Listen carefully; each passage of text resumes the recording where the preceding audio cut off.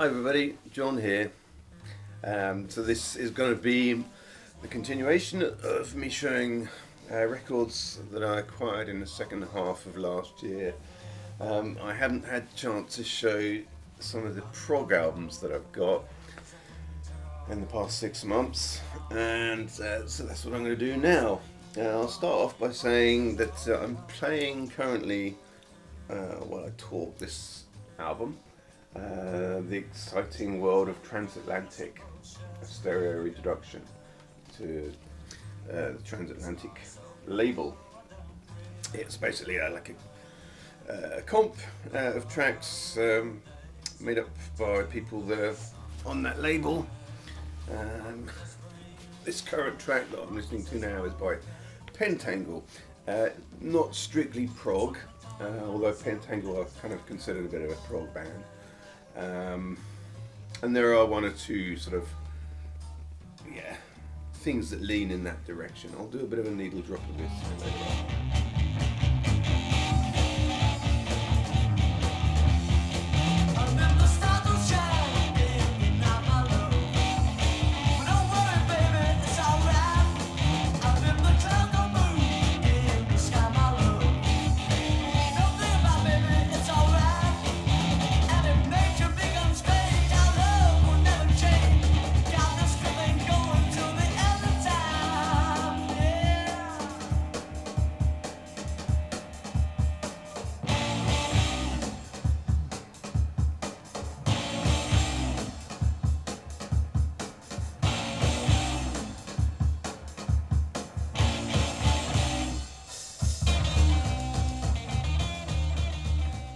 Anyway, so I'm going to start off on a similar vein and show this record. This was a fantastic find this year.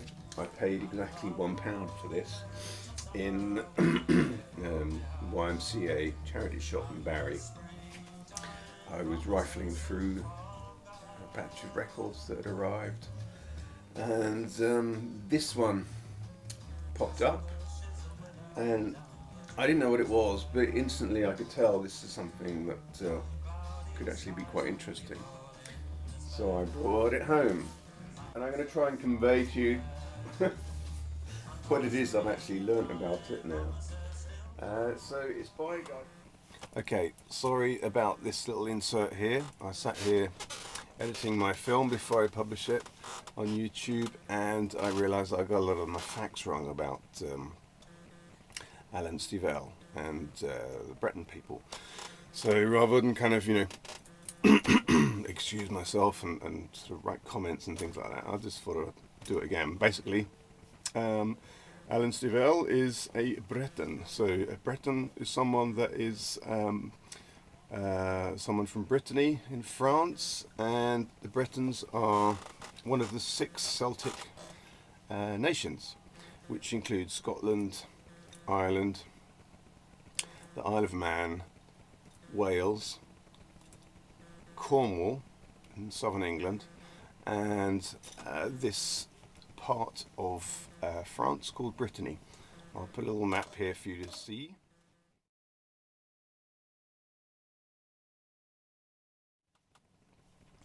Okay, so Alan comes from that part of France, and when he started playing, it was sort of a dying culture, and I think there were fears that people would sort of lose that sort of musical culture from Brittany. But what he did was quite clever, is that he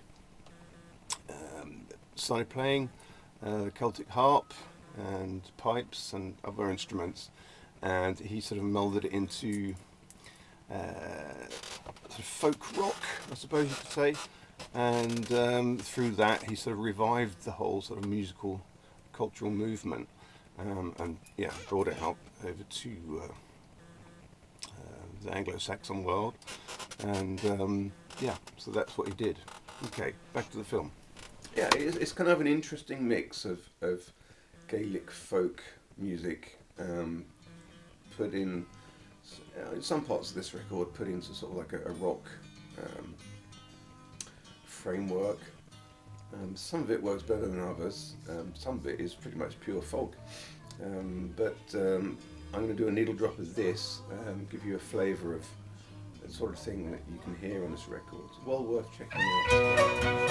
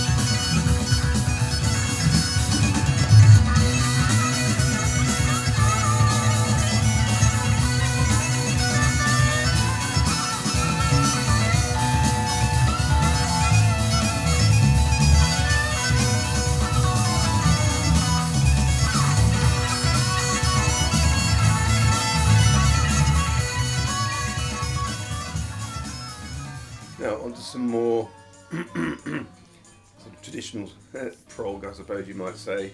This is the Yes album called Going for the One. So yeah, this is out of all of the, like the golden age of Yes albums, if this qualifies as that. This is one that I've had a real big problem with. Never really enjoyed it. I've struggled to even kind of find it mildly entertaining.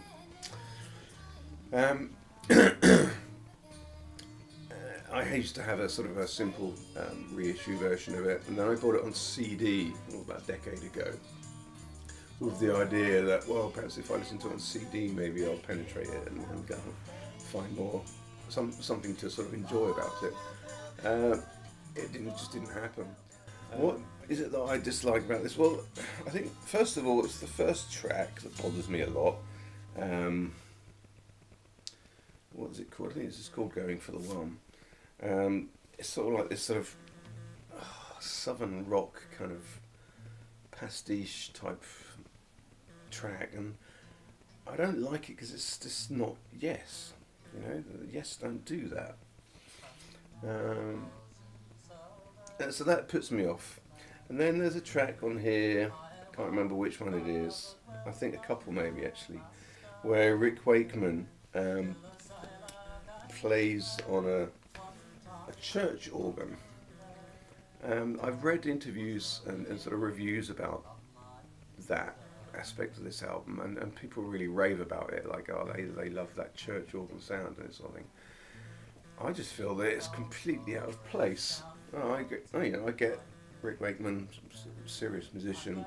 For him, it's sort of a great opportunity to play on these sort of very historic organs and things, but I just don't feel that it fits in this music. It almost kind of dominates it. So if you don't like it just a little bit, then you can perhaps ignore that. But when it's so dominant on some of the tracks on this, I just feel it takes away any enjoyment. That said, I will admit I've been playing it a couple of times recently, and yeah, a little bit of interest has been kind of happening there. Some little seeds of interest have grown. So it could well happen, by the end of this year, maybe I'll be well into this and enjoy it much more than I do. Let's hope so, because fun to get a gatefold sleeve edition of this. I didn't know that there was a gatefold copy of this album, and I found it in a antiques mall, the Pump, where I pick up some pretty interesting stuff. But not only was it, was I surprised to find that it was a fold-out gatefold sleeve album. It also didn't really cost me very much. I think I paid just £2 or £3. Before I show some more of the newer albums I've got, I'm going to show this. Now this arrived in the post completely, by surprise. it arrived and I thought, who sent me this? You know, never heard of Beckett before. It's a CD, nothing I'd ordered or anything like that. I couldn't think if anyone had just sent that as a VCLT. But actually it turns out it came from my best friend, a guy called Tim in Sweden. He was my best man when I got married.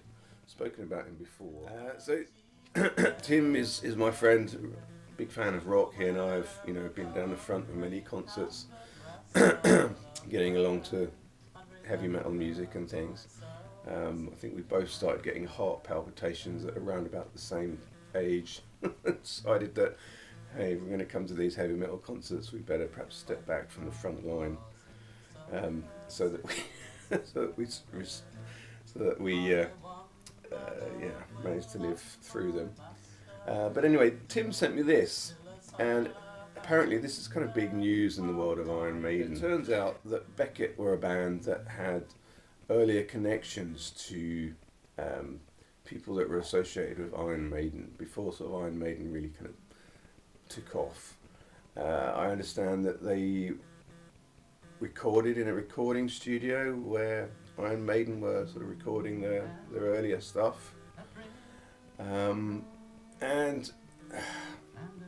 it turns out that some small parts of some Iron Maiden songs have actually been plagiarised. I suppose that's quite a strong word, isn't it? But they've actually been lifted from material made by Beckett. Don't really know all of the history about this, but apparently there's a reason why Iron Maiden don't play at least a couple of the songs in their back catalogue. I think Hello Be Thy Name, and then there's a track on Brave New World where you can hear, that they've lifted that idea from a track on this album. I'm going to do a needle drop of those bits, see what you think.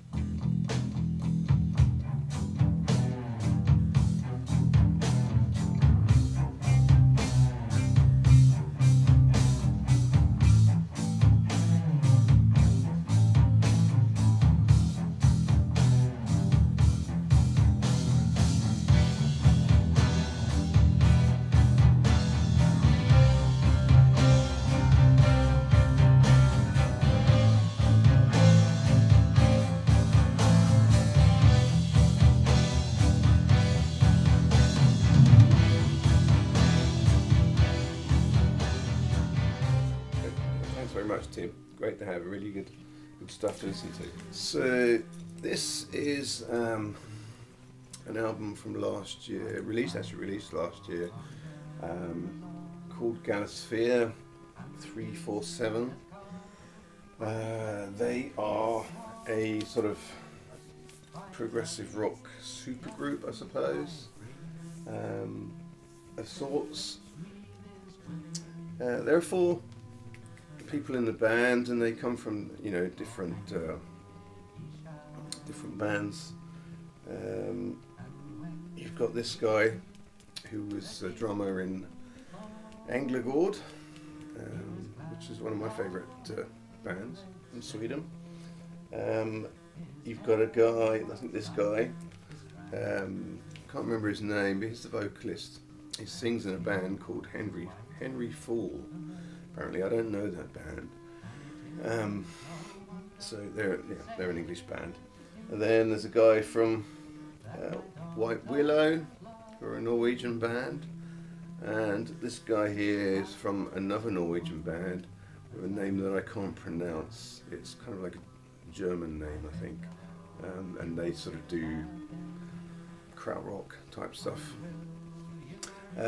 So they come together and made this record. It's quite a special album. I generally sort of pick up things that have any kind of connection with Englagård, because they're my favourite prog band, I think, one of them anyway. And it's a splatter vinyl, which was a nice surprise when I pulled it out, because I didn't expect it to be. So is it a good record? It's not a bad record.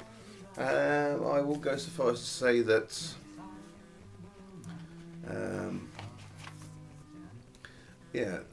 there seems to be some sort of a reference in the melody towards the end of one track and at the beginning of the next.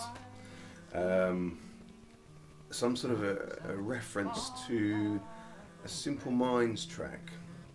I think it's Don't You Forget About Me. I think it is anyway. And I don't know if that's done on purpose or whether it was an accident. It's not completely out of place, but I must admit, I think about it every time I hear it. You know, after I've played this record, I find myself with that kind of, when you talk about earworms just recently, with that earworm of that particular Simple Minds song in my head, which I don't think was our intention, but it kind of works that way. So, yeah, there you go. Yeah, good album, bad album. It's not a bad album. It's not the best one that I've ever heard, but I'm glad to have it though. The record I'm going to show is one that I got for Christmas. No, I just said, you know, I grab records by people that have been associated with Englagård, which is my favourite Swedish prog band. Well, this guy, Rickard Sjöblom, he is also a former member of another Swedish prog band, which I would also say was my favourite prog band, which is Beardfish. Beardfish separated about 3 years ago, and this is his second album that he's released since the breakup with Beardfish. I am a big fan of his. It's a double album, not just one that's, you know, a single album spread out of 2 vinyls. It's actually got bonus tracks. So yeah, it's a good record. What can I tell you? Initially, when Rickard Sjöblom was in Beardfish, and Beardfish was basically his band, but the other 3 members were part of that band. Obviously, you know, they weren't just sort of hangers-on. But while Beardfish were up and running, Rickard Sjöblom had this side project which he called Gunfly, which was his solo stuff, where he had the opportunity to do things that weren't necessarily progressive rock. I guess he felt he needed to do that, but also, you know, generate an income for himself, because, you know, professional musicians don't really earn like they used to in the old days. But when Beardfish stopped, he sort of has made this Gunfly side project into his current, you know, incarnation, and yeah, it's full on progressive rock, which is great. Like I said, I got this for Christmas. Hadn't had that much chance to really get into it. Came with a CD, so I got the CD in my car. But it's that kind of music that it takes a while to penetrate. You know, you don't just hear it and sing along to the melody straight away. It's a bit more demanding, and once you get into it, it does reveal itself, you know, in many different ways. So yeah, very happy to have that. And the last record I'm going to show is probably the best rock album from that I got last year, A-Man Dreams. It's released in 2017, and it's the first time I'd ever heard of this band was when I saw this particular record cover. I'll come on to that a bit more, but it's basically the band Cosmograph is basically this guy's project, a guy called Robin Armstrong. He is a multi-instrumentalist, but I think he has other people playing on there too. And he's released quite a few albums. It's just that I'd never heard of them before. And yeah, I will go so far as to say that this is most probably last year, or my best find in terms of rock album last year. I think in my vinyl tag I held up Junie London compilation and said that was, perhaps my best find last year. In many ways it was, but it's jazz. But outside of jazz, this is definitely last year's best find for me. Although I didn't find it in the wild, I bought it brand new. Yeah, it's that good. I'm trying to think of a way that I can describe it. Well, what drew me to it really is this image of this scarecrow. It's a concept album, and it's all about being this scarecrow stuck in a field, and sort of dreams of escape and that sort of thing. I was drawn to that because for the longest time I've always had this sort of daydreamed about the relationship between the scarecrow and his maker. There was a British children's program in the 1970s that I watched as a child, and when my children were smaller than they are now, I bought them this TV series on DVD, so they've watched it for many years and are very familiar with Wurzel Gummidge. Essentially a kids family program about a scarecrow that comes to life, and yeah, he's basically a clown really, very well played by John Pertwee, and he gets into mischief and all this sort of stuff. That's what the program is basically.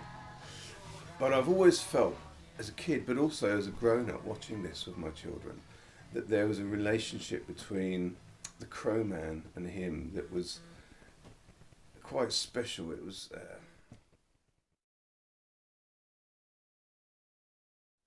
there's like an undercurrent of medieval folk magic type stuff going on there. And I don't know if that was on purpose. I don't know if that was, actually written into the program to be like that. But there is, if you look into the history and tradition of scarecrows on agricultural land, the farmers, and this pre-Christian beliefs of the spirits in the cornfield, or the wheat field, as we would say here in the UK. Once it's been cut, the spirit needs to go somewhere. So they used to make a corn dolly for the spirit to inhabit, and then when the spring came and they were going to sow more seeds, the corn dolly would be the first thing to be buried in the ground, for the spirit to go back into the field.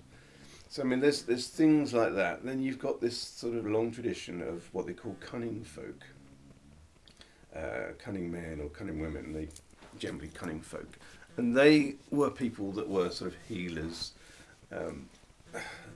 not really witches. That's not what they were. They were more sort of useful people that understood, esoteric things and helped with healing and predicting the weather and that sort of stuff. You get this feeling that this guy, the Crow Man in Wurzel Gummidge, that he is very much you know, from that line of belief.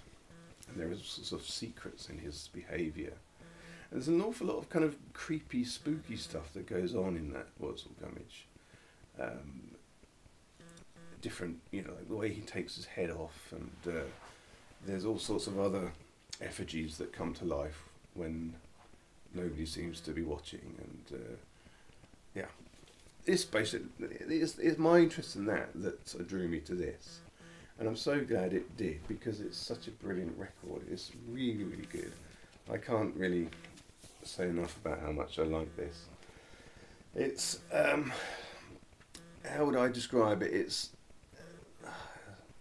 slightly Pink Floydy, I would say, but I don't mean that to kind of say that it's copying anybody. If you liked Stephen Wilson's type of solo music, you would really like this. There's a lot of textures, soundscapes. There's a whole laid back feeling.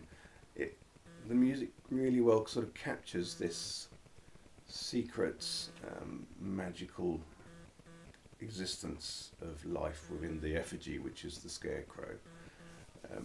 It's just beautiful, and the melody is just fantastic, beautifully played. It's the only record by Cosmograph that I've got. His previous albums have been released on CD, I think, so I'll look into slowly picking up those and see if they're as good. And I just read recently on the internet that he's got a new album coming out very soon, in the spring this year, so I look forward to picking that when it comes out. Okay, well, thank you very much, everybody, for listening to this. Sorry if I went on a little bit on a tangent about Wurzel Gummidge. It happens sometimes. I hope you enjoyed some of the needle drops that I've left here, and my next video in this particular series is going to be looking at the jazz records that I've got in the second half of 2018. Thank you very much for watching. Check out my next video. Bye.